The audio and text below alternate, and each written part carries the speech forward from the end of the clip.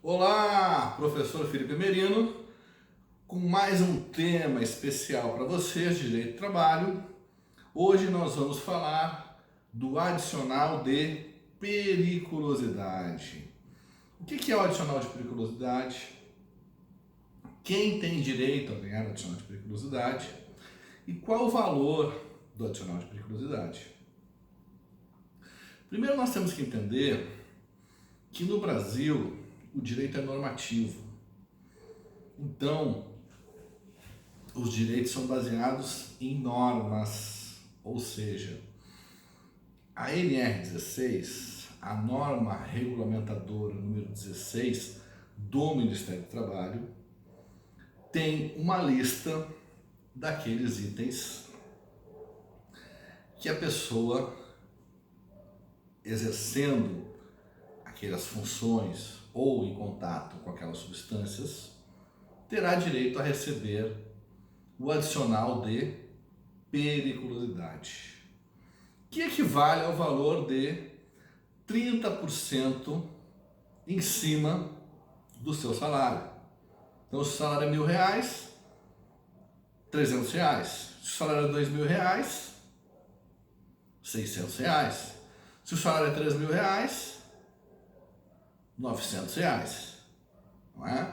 Ou seja, 30% em cima do seu salário é o adicional de periculosidade, e que reflete em todas as outras verbas trabalhistas. Se o seu salário é 2.000 e você tem periculosidade 30%, que equivale a R$600, então o seu salário é R$2.600. Suas férias têm que ser calculadas sobre 2.600, o seu 13º sobre 2.600, o seu FGTS sobre 2.600, ou seja, aquele adicional de periculosidade, ele vai integrar para todos os fins as outras parcelas rescisórias. Ele vai estar ali para a base de cálculo do seu salário para todos os efeitos. E quando que o empregado tem direito a esse adicional? É sempre que ele está numa situação de perigo?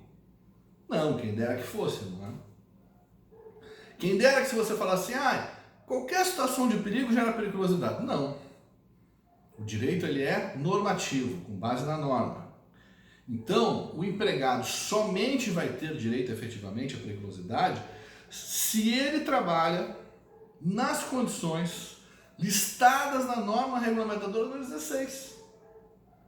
Esse dia me procurou um cliente, diz assim, olha, eu faço venda externa. Aí eu, tá bem. Aí diz assim, olha, eu faço venda externa e eu tenho que entrar nas vilas para falar com os donos de comércio. E aí diz assim, eu corro perigo, porque eu já fui assaltado várias vezes nas vilas, porque eu carrego coisas que eu levo de amostra para os donos de bar. Eu falo, realmente você corre perigo, mas você não tem direito a adicional de periculosidade na função de vendedor. Nessa função de vendedor, por entrar em vilas e estar sujeito a assalto, isso não te dá. Mas que injustiça. Ok, pode ser injustiça, mas nós não estamos falando aqui de justiça, estamos falando de direito. E o que vale para o direito é aquilo que está previsto na lei, é aquilo que está previsto na norma. E o que está previsto na lei como periculosidade? Por exemplo, quem trabalha com contato com eletricidade, o eletricista, 30% de periculosidade. Está lá na norma. Operador de bomba de gasolina, frentista, 30%, tem direito, está estabelecido lá na norma.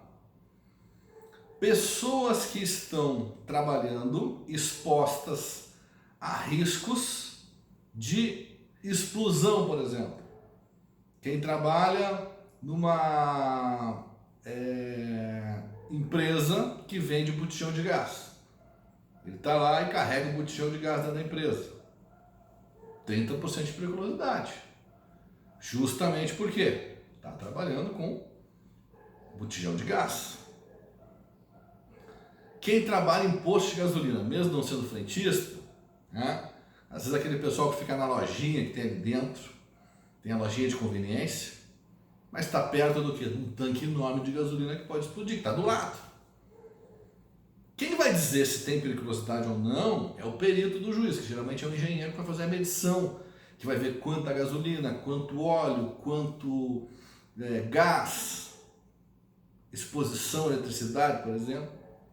E dentro do laudo desse engenheiro, ele vai dizer se tem periculosidade ou não. Mas o engenheiro vai ter que verificar o quê? A tabela. Tem na tabela? Ok, tem direito. E aí eu te pergunto, aeromoça, tem direito à periculosidade? Por voar no avião, trabalhar num lugar que tem perigo de cair. O avião não tem perigo de cair? Tem perigo, não é? Tem perigo de cair, ok. Aí eu pergunto para você, me responde, se a aeromoça tem direito a 30% de periculosidade? Não tem. Por que não tem, professor? Porque não está na norma, não está escrito na norma. Ela não tem esse direito na norma. Só vai ter periculosidade quem tiver escrito na norma. Se não tiver escrito na norma, não tem direito. Ah, pode chorar, se cabelar, jogar no chão, mas não tem direito, infelizmente. Então, a aeromoça não tem direito adicional de periculosidade. Então, eu estou dando um exemplo, né? Porque tem pessoas que trabalham na exposição ao perigo, mas não tem adicional de periculosidade. Porteiro, o cara é porteiro numa região de tráfico, ele mora lá numa região, quer dizer, trabalha, né? Um condomínio, e o condomínio é uma região de tráfico.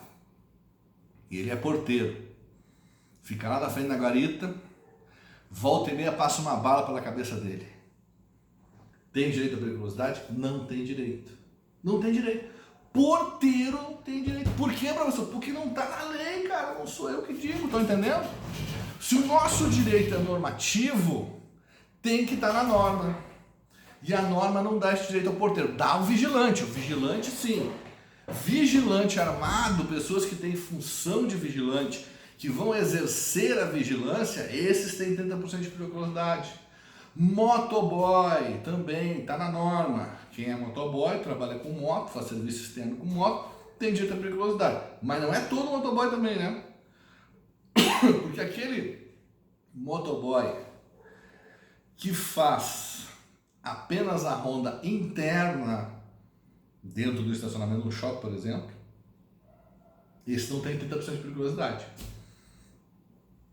Tem 30% de periculosidade o motoboy que faz atividades externas, na rua, né? E aí você vai dizer, professor, mas o porteiro também cuida do prédio, não é? Sim, mas a função do porteiro é ficar na portaria e não fazer a vigilância. Tá entendendo a diferença do vigilante para o porteiro? Por que o vigilante tem direito a 30% e o porteiro não tem? Porque a lei estabelece que pessoas que atuem na área de vigilância e segurança, esses sim têm direito a 30%. Né? Quem não atua especificamente nessa área, infelizmente não tem esse 30%. Radiação. O cara que vai lá e tira o raio-x, por exemplo. A radiação dá direito também à periculosidade. Radiação gera dois fatores, gera insalubridade e gera periculosidade.